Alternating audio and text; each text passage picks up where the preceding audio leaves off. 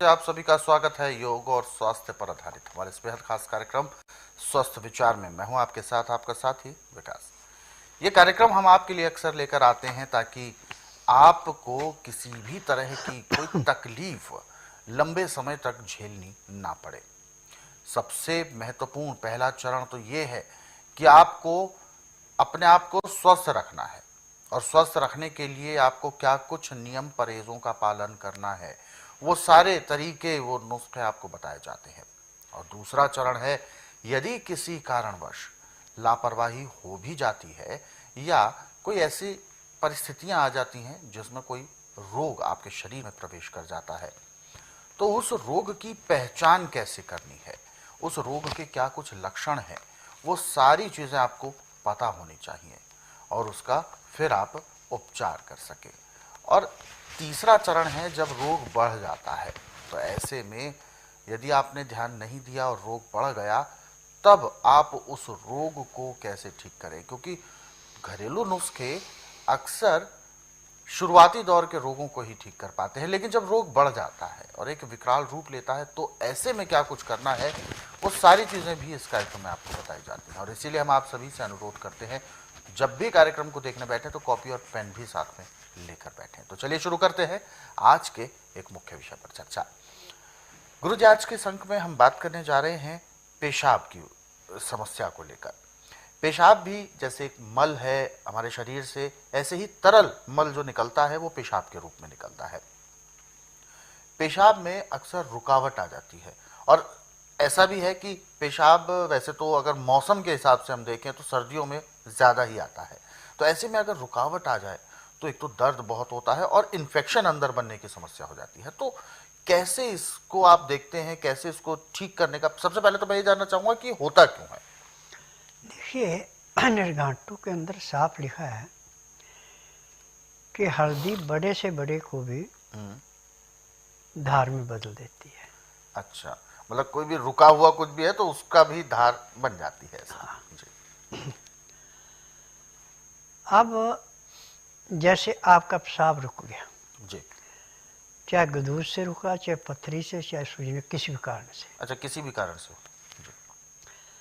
बकरी का या गाय का दूध मिल गया सोने पे सुहागा, 1 गिलास दूध में 1 गिलास पानी मिला दें। अच्छा। उसके अंदर 1 से 1.5 चम्मच हल्दी उबालें ढक्कन दे के, और धीमी आंच में उबालना। पानी सूख के गिलास 1 का भी पौना गिलास रह जाए, फिर नीचे उतार लें। अब इसको इतना ठंडा होने दें कि आपकी उंगली बर्दाश्त कर ले। अब उसको पीने में आप आधे घंटे का समय लगाएं। जब ये अंदर जाएगा तो जैसे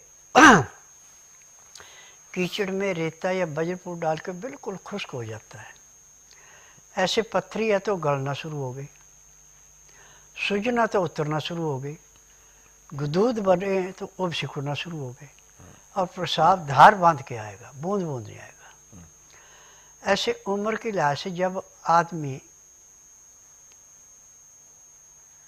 बुजुर्ग हो जाता है तो उसको गदूदों की बहुत ज़्यादा परेशानी आती है और बूंद बूंद पेशाब आता है। घंटों बैठने के बाद भी पेशाब पूरा नहीं आता। उनके लिए हल्दी तो एक किस्म का अमृत है। और ऐसे भी यदि आप बच्चा, बूढ़ा, जवान, मर्द, औरत कोई भी है, सब्जी में, दूध में, पानी में हल्दी का प्रयोग कर रहे हैं आप,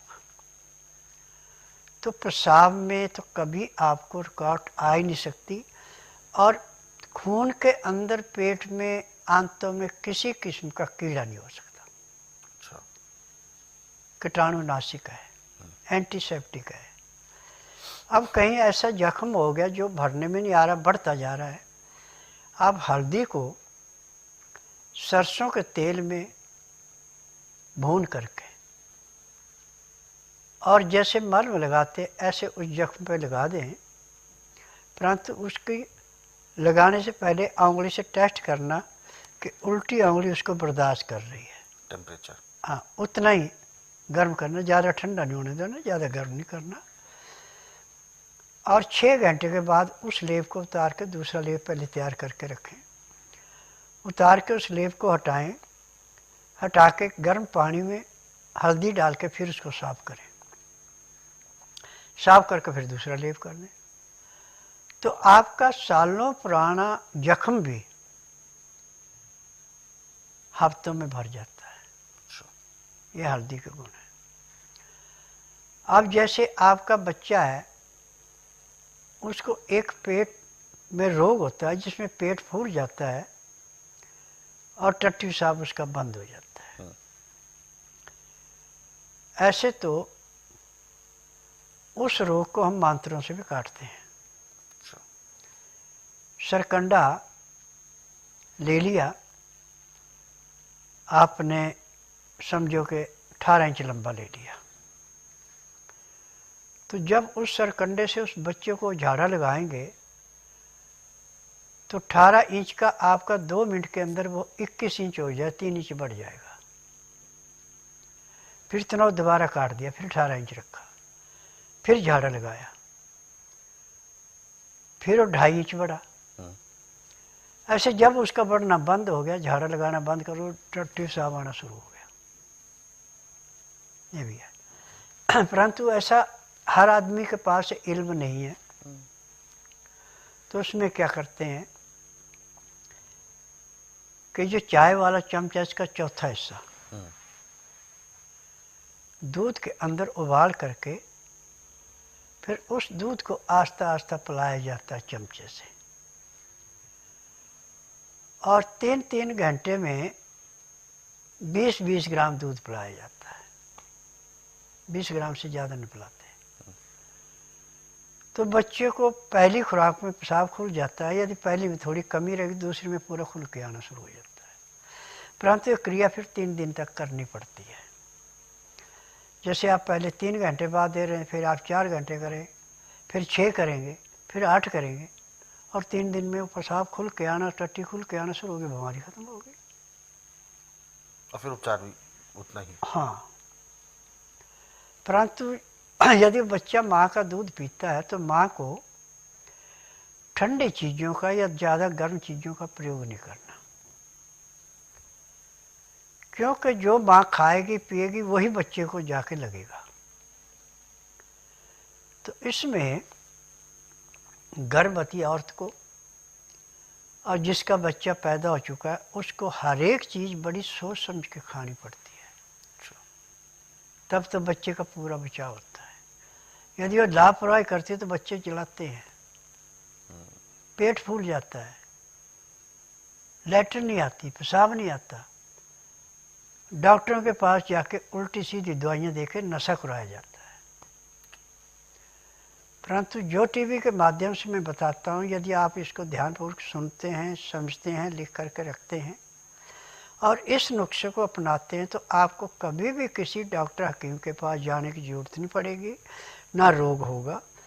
hospital, nursing home, doctor nurse से मिलेंगे, परंतु रोग ही नहीं मिलेगा। बिल्कुल। तो ये जो समस्याएं होती हैं, ये तभी होती हैं जब कोई ना कोई लापरवाही सामने आती है। और बहुत सारे केसेस में ऐसा देखा जाता है कि लापरवाही आप कर रहे हैं, लेकिन आपको पता ही नहीं है कि जो चीज़ आप कर रहे हैं वो लापरवाही है।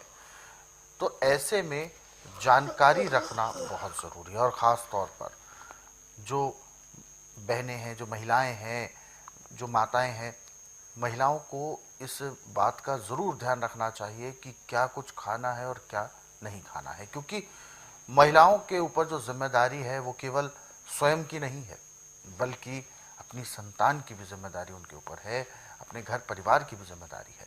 तो ऐसे में उनका सबसे बड़ा दायित्व भी बनता है कि उनको सारी जानकारी होना ज़रूरी है। तो ऐसे में जो गुरुजी ने अभी बताया है, इन सभी चीज़ों को आपने लिख ज़रूर लिया होगा, लेकिन इसके अलावा भी यदि आप पढ़ना चाहें तो स्वस्थ विचार पुस्तकों के ज़रिए भी आप पढ़ सकते हैं।